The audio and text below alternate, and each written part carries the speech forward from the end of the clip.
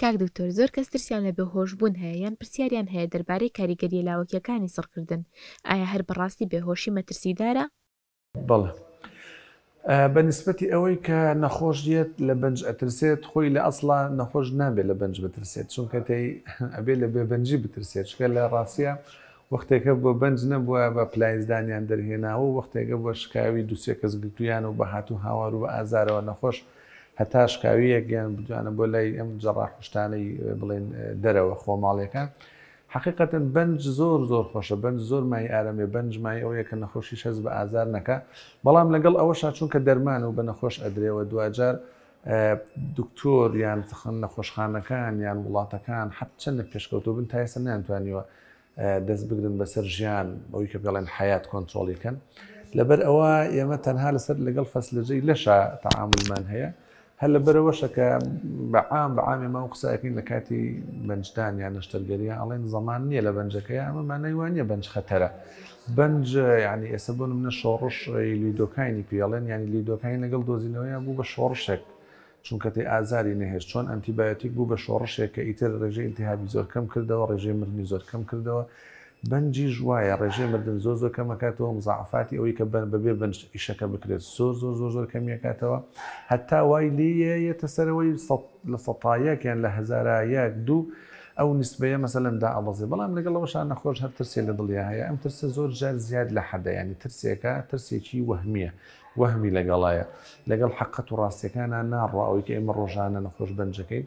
الحەمدولله زۆربەی جار نەخۆش ئیسفادەیەکە لە جۆری بێهۆشیەکەەوە، زۆربەی جار نەشتەرگەرێکی بە سەلامەتی بۆگرێ. بە زەمەش مانای وانە کە مزعفات نیە، بەڵێ بەنجی عام هەر دەرمانی ئێمە کە ئەیین ساید ئفکتی خۆی هەیە، مزعفاتی خۆی هەیە. بۆ نمونە هەموو دەرمانە دژە ئازارەکان هەناسی نەخۆش قەتعەکەن، عینەن لە زەختی دائەبەزێنن، مەسەلەن بزەختی ناومێشک بەرز ئەکەنەوە و ئیلە ئاخری لە کۆمەڵێک مزعفاتی تر کە تقریبا خۆی لە 12 مزعفات بینێتەوە کە خراپترینەکەیان احتمال خواانەخواسە حساسیەتی بە دەرمانەکان هەبێکە هەر بۆ خۆی حساسیەت و ئەنەفیلاکسرز یانی شتێکی مەترسیدارە بۆ سەر ژیانی نەخۆش.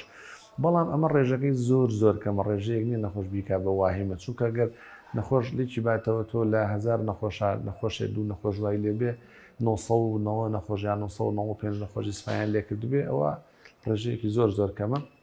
بەس بەداخەوە سێرێکی جاریوایە لە ئیعلام زیاتر ئەو مزعفاتەکە زەقەکرێتەوە کە ئەنەه بڵێن هیچ باشێتێکی نەبێ. ئەوەش دیارە تەئسیری وەکو هەموو دەردەکانێتی لە کۆمەڵگا تەئسیری سوشیال میدیا و ئیعلامە لە سەرمان ئیعلامی درۆینە. بەڵام بەعام بێهۆشی کۆمەڵێک مزعفات کە هەیبێ ئەو مزعفاتانەیە کە هی دەرمانەکانە هەیەی، یان مەسەلەن لە بەنجی نیوەیە کە تو ئەو دەمارانە بەنج ئەەکەیت لەگەڵ یا زەختی دائەبەزی لەگەڵ یا جاری وایە لێدانی دڵی دائەبەزێ، ئەمانە هەمووی کاتین، چکە ئەوەی بە دەرمان دروست بکرێ ینی کاریگەریەکەی وەختیە و زوو لە ئەچێگەل لەو کاتەیە کۆنتترۆلی بکەیت. زۆربەی جارتوان بڵم 1990 بەبێ کێشەوە بە سەلامەتی نەخۆشەکە لی دەرەچێت و هیچ جێگەی مەترسینە و من لێرەوە نەخۆشەکان دڵنیاکەمەوە. بەنجی مۆزعیش عینەن لەبەرەوەی دەرزیەکەی بەلەشی نەخۆشەکەیە هەندێک یان یەک دوو جار دەرزیەکە کەیەکەی بەلەش نەخۆشەکە ئەگەنا مزعفاتیش ئەوەی کە هەی بێت تەنهاوەیە کە ئەو دەرمانی بەنجی کە ئەی نەچێتەنەوە خوێنی نەخۆشەکەەوە، چونکە ئێمە ئەوەی کە باوە لەم دقەیە کە تا ئێستا قسە بکەین دوو جۆر دەرمانی مۆزعیمان هەیە کە بۆ بەنجی مۆزعی بەکاربێکیان لیدۆکاینە وتریان مارکەین. لیدۆکاینەکە زیاتر فێ و گەشکە و تەئسیری لە مێشکە و مارکەینەکەش زیاتر تەئسیری لە دڵ و دابەزاندنی زەخت و لێدانی دڵ و ئەمانەیە. بەڵام الحەمدولله ئێمە سپاس بۆخوا لە میهرەبانی چەندێکە ئەو جۆرە نەشتەرگەریانە ئەەکەین بە نیوەیی و بە بەنجی عام و بە بەنجی مۆزعیشەوە. سپاس بۆخوای گەورە نەخۆشەکان تا ئێستا الحەمدولله کەسیان گلەییان نەبووە و سپاس بۆخوا ڕێژەی مزعفاتمان نزیکە لە سفر. ئەلبەتە هەنێک شتی بەسیط ڕوویاوە بۆیە ئەڵێم سەفر نییە، نزیکە لە سەفرەوە، یعنی وەکو عەرەب بڵێ لا یوذکەر، یعنی شایانی باس نییە. لەبەرەوە ئینشاءالله هیوای سەلامەتی و تەندروستی بۆ نەخۆش و بۆ ئەو نەخۆشانەی کە ڕۆکەنە میهرەبانی بە تایبەتی بە عامیش نەخۆشەکانە خوازی ئینشاءالله. میهرەبانی دڵسۆزی و لێزانی.